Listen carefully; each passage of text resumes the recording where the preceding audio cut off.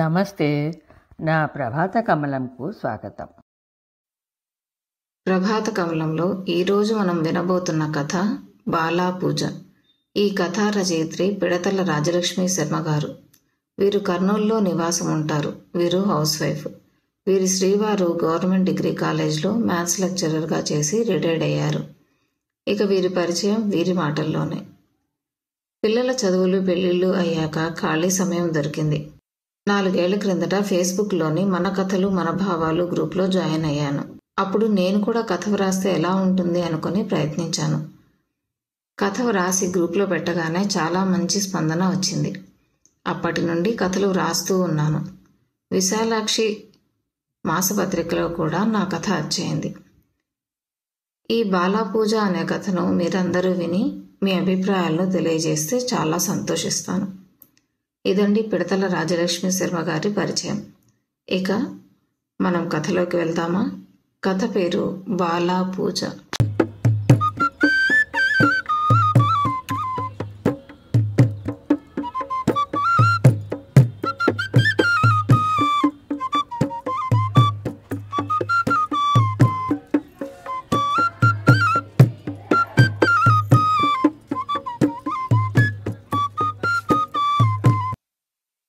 నాగమణి, రేపు కాస్త పెందలాడే రావా?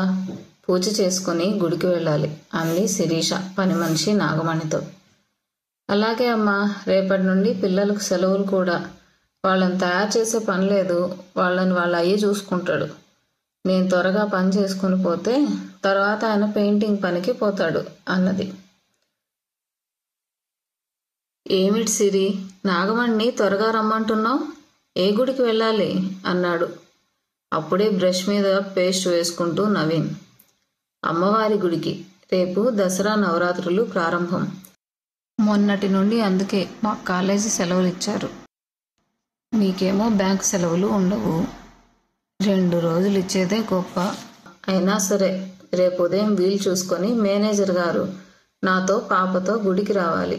ఇవాళ కూడా సాయంత్రం కాస్త త్వరగా వస్తే షాపింగ్ చేయాలి. పాపాయికి ఒక 4 గౌన్లు కొనాలి. ఈ 10 రోజుల్లో ముఖ్యమైన రోజుల్లో వేయడానికి ఓకేనా అంది. ఓకే శ్రీమతి గారు, తమరు ఆర్డర్ వేశాక తప్పుతుందా? ఇవాళ వీలైనంత వరకు త్వరగా పని తెముల్చుకొని 6 గంటలకు రావడానికి ప్రయత్నిస్తాను. రెడీగా ఉండు అన్నాడు నవ్వుతూ. శిరీష డిగ్రీ కాలేజీలో లెక్చరర్గా చేస్తుంది. Naveen state bank manager. ఇద్దరు ఇంట్లో ఉన్నంతసేపు సరదాగా ఉంటారు. వాళ్ళ ప్రేమ గుర్తుగా 8 ఏళ్ల కూతురు, ముద్దులు మూట కట్టే పాప వర్ష. నవీన్ వాళ్ళ అమ్మా నాన్న ఊర్లో ఉంటారు పొలాలు చూసుకుంటూ. వీళ్ళు తమ దగ్గరికి వచ్చి ఉండమని అడిగినా ఓపిక ఉన్నంత వరకు అక్కడే ఉంటాము. అలవాటైన ఊరు, సిటీలో మాకు తోచదు అంటుంటారు. శిరీషకు తండ్రి లేడు. తల్లి వాళ్ళ అన్నయ్య దగ్గర విజయవాడలో ఉంటుంది. విజయవాడలో దసరా నవరాత్రులు బాగా జరుగుతాయి, రండి అని పిలిచినా నవీన్కు కుదరదని ఎప్పుడో కానీ వెళ్లరు. అలాగే ఈ సంవత్సరం దసరా ఇక్కడే జరుపుకుందాము అనుకుని అత్తగారు వాళ్లను కూడా రమ్మని చెప్పింది శిరీష. ఉదయమే బయలుదేరి వస్తాము, ముందు రోజు కుదరడం లేదు అని చెప్పడంతో ఉదయాన్నే గుడికి వెళ్ళి వచ్చి వాళ్ళు వచ్చేసరికి వంట చేయాలని నిర్ణయించుకుంది శిరీష. నాగమణి 6 గంటలకి వచ్చింది పనికి. తనతో పాటు కూతురు రమణిని కూడా తీసుకుని వచ్చింది. అప్పుడే నిద్ర లేచిందా? నీతో వచ్చింది అని నవ్వింది శిరీష. అమ్మా, ఇది నా పక్కనే పడుకుంటుంది, నేను కదలగానే లేచిపోతుంది అన్నది నాగమణి. తల్లి పని చేస్తుంటే ఒక మూల కూర్చుంది రమణి. రమణి కూడా వర్ష వయసుదే. కొద్దిగా కలర్ తక్కువగా ఉన్న ముద్దుగా ఉంటుంది. పెద్ద పెద్ద కళ్ళతో, ఉంగరాల జుట్టుతో. 7 గంటలకి పాపం లేపి తలంటి పోసి కొత్తగా నిన్న కొన్న ఫ్రాకుల్లో ఒకటి వేసింది. ఎర్రగా కుచ్చులు కుచ్చులుగా తెల్లని లేసులు కుట్టిన గౌను చాలా అందంగా ఉంది. నాగమణి పాపను చూసి, అమ్మా, వర్షమ్మ ఎంత ముద్దుగా ఉందో ఆ గౌన్లో, పాపకు దృష్టి తీసేయండి అని అన్నది. ఇక రమణి అయితే ఆ కొత్త ఎర్ర గౌన్ వైపు ఎంతో ఇష్టంగా చూడసాగింది. ఎంత బాగుందో అమ్మా, నాకు కూడా అలాంటిది కొనవా అంది. అమ్మో మణి, అది ఎంత ఖరీదుంటుందో తెలుసా? మనం కొనగలమా అంది నాగమణి. ఏమో ఏమో అదంతా నాకు తెలియదు, చాలా బాగుంది, నాకు కావాలి అంది బుంగమూతి పెట్టి రమణి. అలా అడగకూడదు, నీకు నేను వేరే గౌను అలాంటి కలర్ తెస్తాను పండుగకి, సరేనా అంటూ ఓదారుస్తోంది నాగమణి. అక్కడే పాపం తయారు చేస్తున్న శిరీషకు బాధగా అనిపించింది. మనుషులందరినీ ఆయనే సృష్టించాడు కదా, పసిపిల్లకు కావలసినవి కొనలేని పరిస్థితుల్లో వీళ్లను భగవంతుడు ఎందుకు ఉంచాడో అని ఆలోచించసాగింది. తర్వాత రోజు కూడా అమ్మతో కలిసి రమణి శిరీష వాళ్ళ ఇంటికి వచ్చింది. ఉదయాన్నే లేచి ఈరోజు ఏ గౌను వేసుకుంటుంది పాప అని చూడసాగింది. కొత్తది కాకుండా మంచి గౌనే వేసుకుంది. ఆ రోజు కూడా పండగే కాబట్టి, అది కూడా ఖరీదైంది. కానీ రమణి, అమ్మా నిన్నటి గౌనే బాగుంది, ఇది బాగాలేదు అన్నది. అలా అనకూడదు, అన్నీ ఖరీదైనవే, వర్షమ్మ చక్కగా ఉంది ఈ గౌన్లో కూడా అంది నాగమణి శిరీష ఏమనుకుంటుందో అని భయపడుతూ. శిరీష నవ్వింది. నిన్నటి గౌనే నచ్చింది మణికి, అందుకే వర్ష ఏం వేసుకున్నా ఇక నచ్చదు తనకి అంది. అత్తగారు మామగారు వచ్చారు. కబుర్లతో ఆ రోజంతా సరదాగా గడిచిపోయింది. అత్తగారు అన్నారు, అమ్మాయి బాలా త్రిపుర సుందరి పేరున ఒక అమ్మాయికి బొట్టు పెట్టి బట్టలు పెట్టి తాంబూలం ఇవ్వు, మంచిది అని. ఇక్కడికి కాస్త దగ్గరలోనే మా అక్క కమల కూతురు దివ్య వాళ్ళు ఉన్నారు కదా, అక్క మనవరాలు ఉంది, దానికి 6 ఏళ్ళు, ఆ పాపాయికి ఫ్రాక్ తీసుకురా, రేపు వెళ్ళి అన్నారు. వెంటనే శిరీషకు కళ్ళల్లో రమణి మెదిలింది. వెంటనే అత్తగారికి చెప్పింది తన ఆలోచన.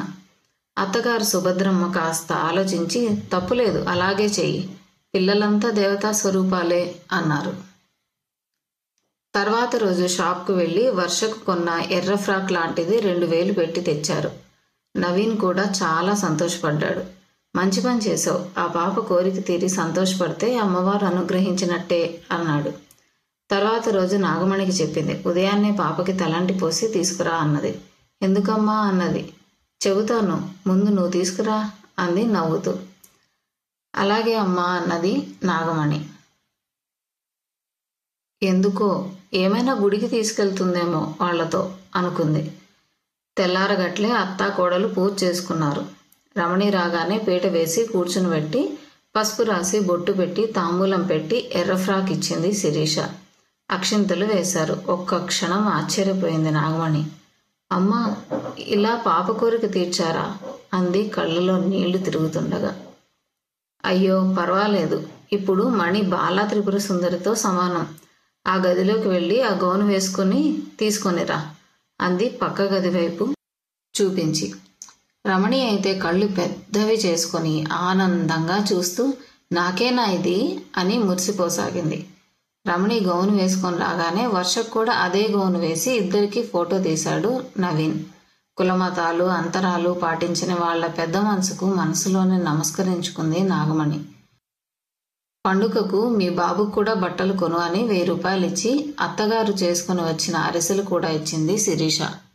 వాళ్ల సంతోషాన్ని చూసి తృప్తిగా అమ్మవారికి చేతులు జోడించారు ఆ అత్తా కోడళ్ళు, వాళ్లను తమను ఆశీర్వదించమని. అమ్మవారు పటంలో నుండి ఆనందంగా నవ్వుతూ చూస్తూ ఆశీర్వదిస్తున్నట్లు అనిపించింది. ప్రతి గురువారం ఉదయం 11 గంటలకు మంచి కథను కబుర్లో ప్రభాత కమలంలో మన దేవాలయాల గురించిన విశేషాలు మా ఇంకో ఛానల్ సాహితీమాలలో ప్రతి ఆదివారం ఉదయం 11 గంటలకు వినండి. సాహితీమాల లింక్ డిస్క్రిప్షన్ బాక్స్లో ఉన్నది. అది కూడా సబ్స్క్రైబ్ చేసినట్లయితే మీకు మేము పోడ్కాస్ట్ చేయగానే వస్తుంది. తప్పక సబ్స్క్రైబ్ చేస్తారు కదూ. అలాగే మీ అభిప్రాయాలను మాకు కామెంట్ బాక్స్లో షేర్ చేయండి. ధన్యవాదాలు.